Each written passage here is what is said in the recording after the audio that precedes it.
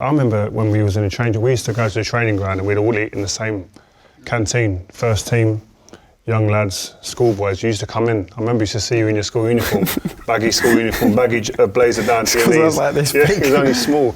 You did stand out for me. Although you were small, you had an assuredness about you. You weren't too shy and you weren't too cocky. There was just a calmness about you, and I used to ask people, what's he like? He's got a talent. You used to play wide a lot then, didn't you? Yeah. As a young kid. I remember seeing you play, and to see you get in the first team as a striker, I was like, wow, okay, let's watch this guy. What was it like coming into the canteen, sitting around someone like your hero and all the other players that you'd looked up to, and how important is that to be able to be around them at that young age?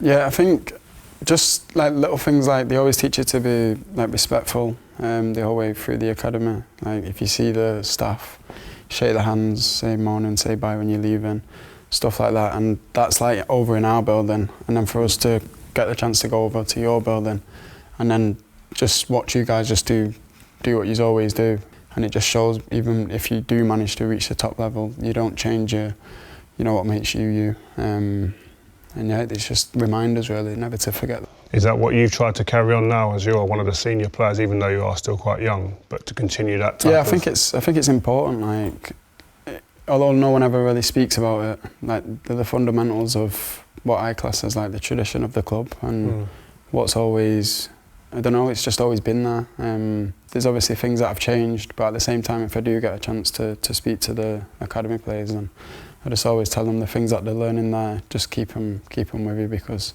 it's what makes you and what makes the player that you're going to become. Oh, that's good. And you mentioned a word there, tradition, and everyone talks about it the Man United way. What to you would say is the Man United way for you? Yeah, I think the first thing is hard work. I think, I remember, I think it was similar age to Marcus when I made my debut for Manchester United at 18.